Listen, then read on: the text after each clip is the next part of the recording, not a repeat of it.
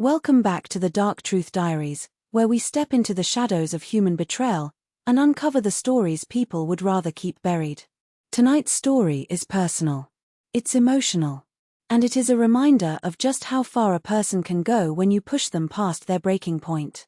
This is the story of a woman who gave everything, her trust, her savings, her heart, to a man who disappeared the moment he got what he wanted. But he didn't know one thing. She was going to hunt him down. And she would become his worst nightmare. This is he vanished with her money. So she became his worst nightmare. Let's begin.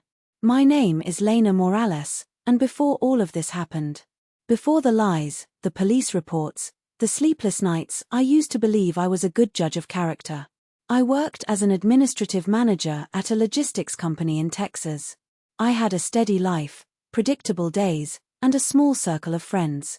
Maybe that's why Evan felt like oxygen when he walked in.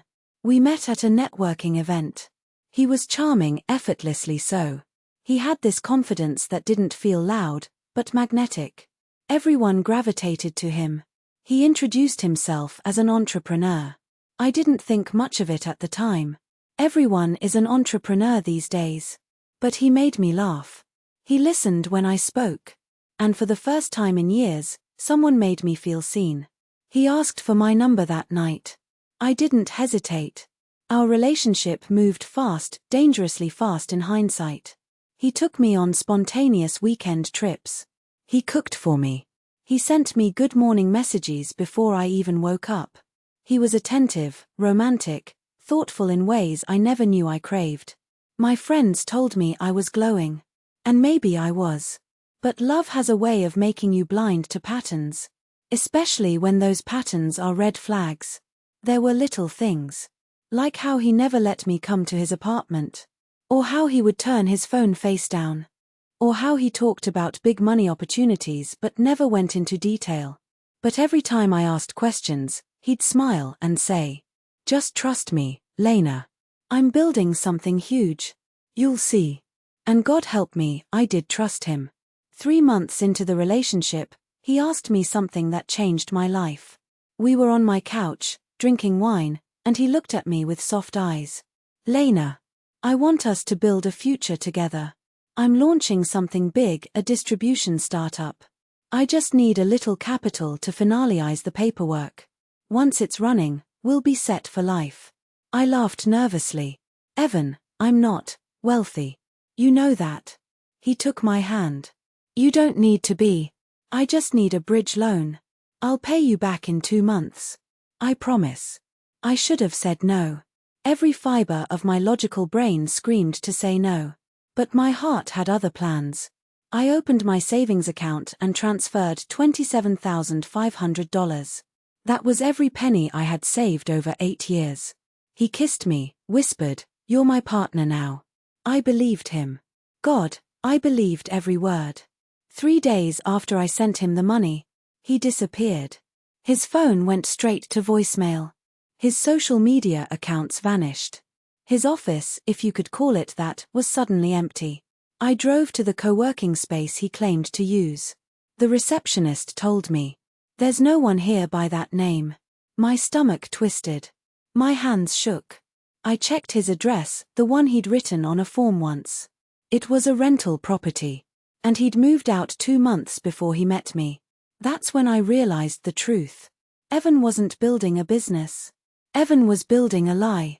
I spent 2 days crying before I walked into the police station. The officer listened politely, then said, "This sounds like a civil matter. Maybe you gave him the money voluntarily." I stared at him. "Voluntarily? He scammed me." The officer shrugged. "We'll file a report, but honestly, these guys bounce state to state. It's rare we find them." That's when something inside me snapped. If the police weren't going to find him, I would. This wasn't just about the money anymore. This was about my dignity, my life, my future. He took everything from me. So I made a promise right there in that police station. Evan will regret ever meeting me. I dug through every piece of information I had. Every message, every photo, every receipt. I noticed something small in one picture. A business card lying on a table behind him. Ridgeview Auto Detail. A shop 2 cities away. I called them. A man answered, and when I said Evan's name, he stiffened. Yeah, he came here. Picked up a car. Paid cash. What kind of car? I asked. A black BMW. My heart pounded. Did he say where he was going? The man sighed. He mentioned driving to Phoenix. Said he had some deal out there. That was the thread I needed. I packed a bag, called in sick, and drove 7 hours straight to Arizona. I wasn't scared. Not anymore. I was angry. Dangerously angry. In Phoenix, I went door to door.